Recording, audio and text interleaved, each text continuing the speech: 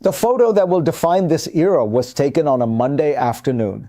A president standing at a lectern, flanked by two flags, reading a number from a teleprompter, a 50% tariff on every single category of Canadian goods crossing the southern border. Not 25, not a phased escalation, 50. The largest single-step tariff increase against an allied economy in 89 years of the modern American trade framework. He looked up from the prompter. He added one line that wasn't in the prepared remarks. Let's see how long they last. No off-ramp, no negotiating window, no diplomatic channel referenced, just a wall, scheduled to materialize in 62 hours, and a taunt. The mainstream media covered it the way they cover every trade escalation.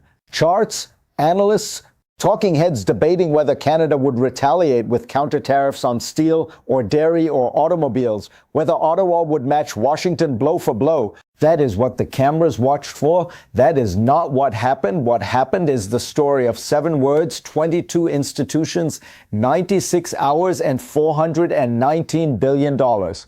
What happened is the story of Annex 7, and nobody in Washington saw it coming because they were waiting for the wrong fight entirely. But voici ce que personne ne vous dit. The Canadian ambassador was in a meeting at a policy institute when the announcement hit her phone. According to members of her staff who later described the moment, she did not react. She continued the meeting for 11 minutes. She thanked the panel. She walked to her car. She made one phone call to Ottawa, 41 seconds. And according to officials who later reviewed the transcript, that call contained exactly 5 words: execute the contingency tonight. Inside the Privy Council office, the contingency had been called Annex 7 for 14 months. Inside the Bank of Canada, it was called the Mirror Provision. Inside the Department of Finance, they called it simply the File.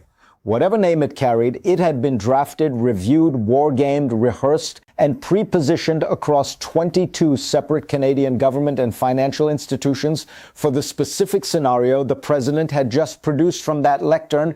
Within 4 hours of that 41-second phone call, Annex 7 was operational. That number I just mentioned, $419 billion. That is what Canada extracted from the United States in 38 hours, not across 18 months. Not in phased retaliation, 38 hours. Goldman Sachs calculated it. JP Morgan confirmed the direction. Moody's and Fitch moved on the U.S. sovereign credit outlook within 24 hours of what happened. That figure, $419 billion, was delivered at the sovereign credit layer, at the bond market layer, at the currency layer. Layers that the American system had never once priced as vulnerable in 84 years of bilateral confrontation. And the reason nobody covered it properly is because it destroys the entire narrative that trade confrontations between large and small economies are asymmetric in favor of the large one. That narrative is what Washington had built its entire escalation playbook around. Annex 7 ended that playbook in a single week. Let me give you the structural logic, because this is where the real machinery is buried.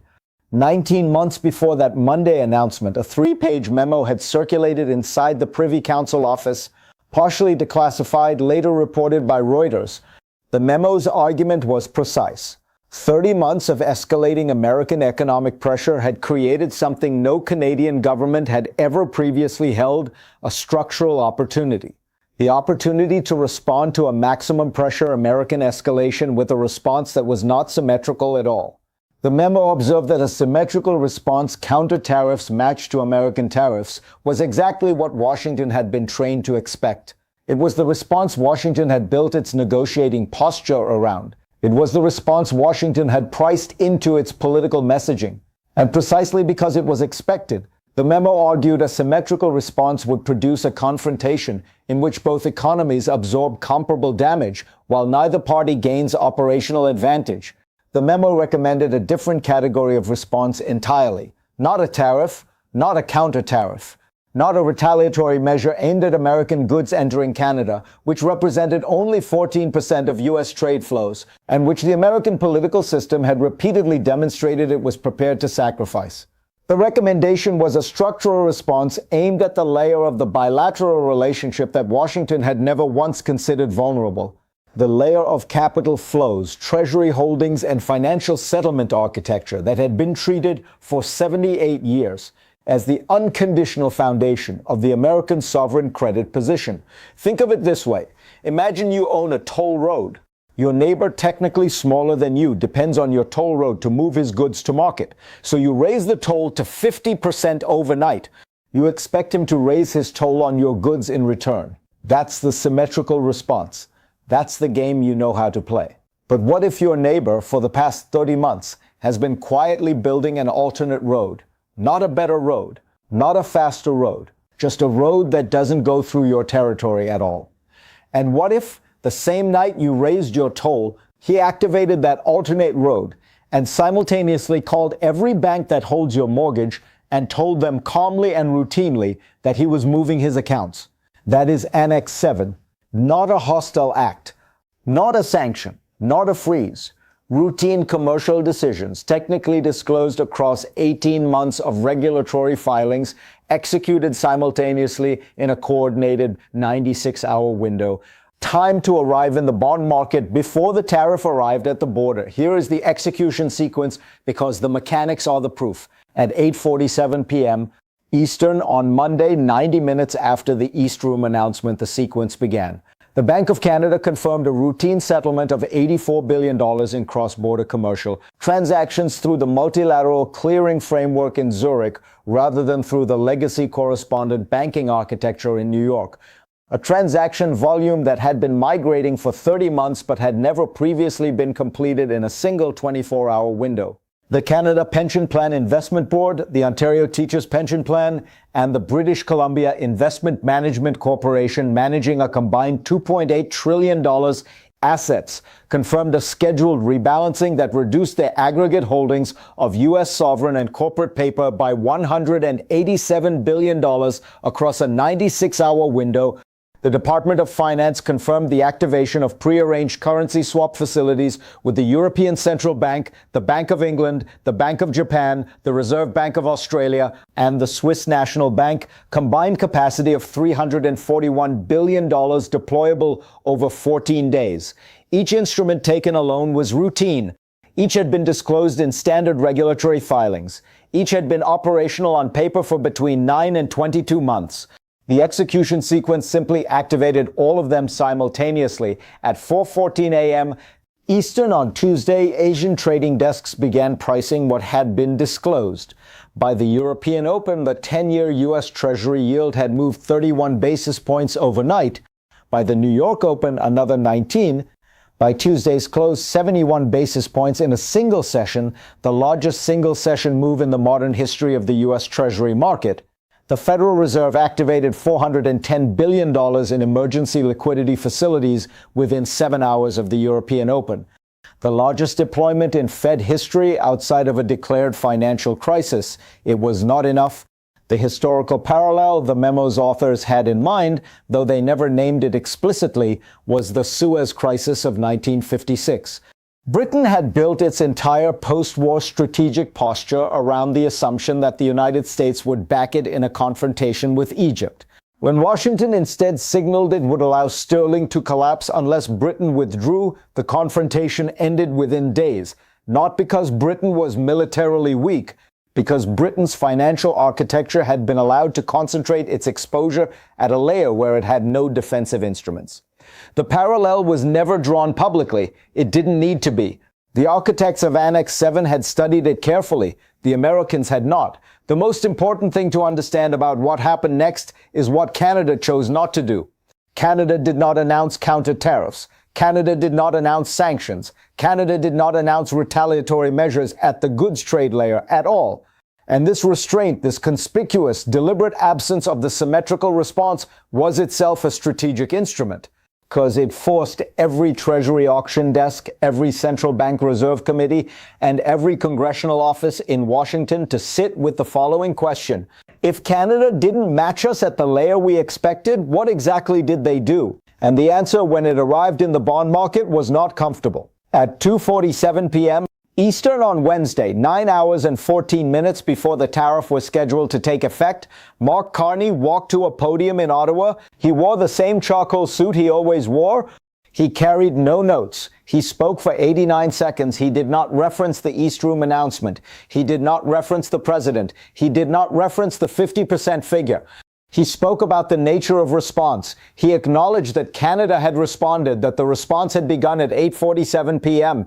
Monday evening and had been completed across 22 institutions in a coordinated 96 hours. He explained that the response had not been a tariff, not a countermeasure, not a sanction.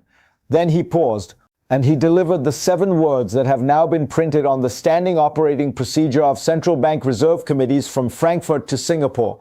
We do not match, we invert. What those words mean on the surface is simple enough. Canada declined to deploy a symmetrical response. Canada did not engage the confrontation at the layer where the American escalation had been pitched. Canada inverted the engagement, responded at the financial settlement and sovereign credit layer where the American architecture was structurally exposed, while the Canadian architecture had been deliberately diversified to absorb confrontation at that layer with minimal disruption. But what those 7 words mean beneath the surface is something deeper. They mean that the era in which bilateral economic confrontation is governed by the doctrine of symmetrical retaliation has ended. Symmetrical retaliation, Carney argued, was the doctrine of 2 nations with comparable exposure across comparable layers. That comparability had defined the U.S.-Canada relationship for most of the post-war period. It was no longer the defining feature. The relationship had become asymmetric, not because Canada was larger or stronger in aggregate terms, but because Canada had structurally diversified its exposure across 30 months of confrontation, while the United States had structurally concentrated its exposure across the same period. The asymmetry was now operational, and the operational consequence was that any maximum pressure American escalation could be met by a Canadian response calibrated not to match the pressure, but to expose the layer at which the pressure was structurally unsustainable. He repeated the words one final time: "We do not match, we invert." He thanked the press, he left the podium. The cascade was immediate. Thursday's closed the first full trading day under the 50% tariff regime. The S&P 500 fell 5.4% on volume, 91% above the trailing 30-day average. The Dow shed 1,840 points. The Nasdaq lost 6.1. The US dollar weakened against the Canadian dollar by 5.7%, against the euro 4.1%, and against the yen 4.8%, against the Swiss franc 6.2%. The DXY index recorded its largest single-session decline in 27 years. The 10-year Treasury, which had already moved 71 basis points on Tuesday, moved an additional 38 on Thursday, a cumulative weekly move of 109 basis points, the largest weekly move in the modern history of the U.S. Treasury market. JP Morgan downgraded the U.S. sovereign rating outlook within 31 minutes of Carney's statement. Moody's matched within 2 hours, Fitch within 5. Goldman Sachs issued a client note estimating the total direct cost to the United States of the 38 hours between Annex 7's activation and the tariff's effective date at $419 billion. Costs produced by 90 minutes of presidential commentary that the National Economic Council had projected would extract approximately $61 billion from Canada over 18 months. 419 billion out, 61 billion in. That is the arithmetic of inversion. Warren Buffett was watching from Omaha. He called 5 of his portfolio managers within an hour of Carney's statement. According to one of those managers who later described the call to the Financial Times, Buffett opened with a single observation. The most expensive moment in any confrontation is the moment you discover that the other side has been preparing for a different fight than the one you announced. He went on, "The strategic mistake of every great power that has lost the initiative in a bilateral confrontation," Buffett said, "is the assumption that the smaller party will respond at the layer where the escalation was pitched. Tariffs invite counter-tariffs. Sanctions invite counter-sanctions. The doctrine of symmetrical response has governed bilateral commercial confrontation for so long that the political class of the larger party has come to treat it as natural law rather than as one option among several. It is not natural law, it is one option, and it is the option the smaller party should never choose if the smaller party has spent the preceding period diversifying its exposure while the larger party has concentrated its exposure at one layer, and when the smaller party has accomplished that diversification The correct response is to engage at the layer where the larger party is concentrated, not at the layer where the escalation was pitched. The result is asymmetric in the precise technical sense. The response generates costs to the larger party at a layer it did not anticipate, while generating minimal costs to the smaller party at the layer it did anticipate. The brutal one-liner Buffett delivered, which has since been quoted in client notes from Goldman, JP Morgan, and Morgan Stanley, was this: symmetry was the gift you used to give your enemies. The smart ones stopped accepting it. Here is where we now stand. The tariff took effect at 12:01 a.m. Thursday. By 12:01 a.m. Thursday, the tariff had become operationally irrelevant. The governors of Michigan, Ohio, Texas, and California each confirmed publicly that their state's key industries had been factoring the inversion architecture into their operations for between 14 and 22 months. The CEOs of General Motors, Ford, Stellantis, and Boeing confirmed they had completed financial settlement, onboarding in advance, and were positioned to operate through the tariff window. The Business Roundtable, the U.S. Chamber of Commerce, the American Iron and Steel Institute, the American Petroleum Institute, and the Farm Bureau issued a joint statement calling for an emergency congressional review of the 30 months during which the doctrine of symmetrical retaliation had governed American escalation planning, despite the well-documented Canadian construction of an asymmetric response architecture. 614,000 American jobs across automotive, steel, agriculture, energy, and aerospace now operate inside a bilateral relationship governed not by symmetry, but by inversion. The questions being asked now in every Treasury auction room and every congressional office are the ones that should have been asked before that Monday announcement. Can the United States restore the doctrine of symmetrical retaliation after the smaller party has demonstrated with $419 billion in operational consequence that the doctrine no longer governs the bilateral relationship? Can Washington threaten escalation at a layer where the opposing architecture has spent 30 months diversifying, while the American architecture has spent 30 months concentrating? Because that is the position the American system now occupies. The Treasury cannot impose a tariff on the absence of foreign demand for its bonds. The trade representative cannot negotiate the restoration of pension fund holdings that have already been rebalanced. The president cannot announce from any lectern a measure that compels sovereign nations to reverse routine commercial decisions made inside their own monetary policy frameworks. The escalation was deployed at one layer, the response was delivered at another, and the layer at which the response was delivered is the layer at which the American architecture has no defensive instruments. We do not match, we invert. The 21st century is not one with the largest tariff. It is one by the side that understands, before the confrontation begins, which layer it can actually afford to defend. And the image I want to leave you with is not the president at the lectern reading a number from a teleprompter and improvising a taunt. It is the Canadian ambassador sitting in the back seat of her car, making a 41-second phone call, not raising her voice, already knowing the answer.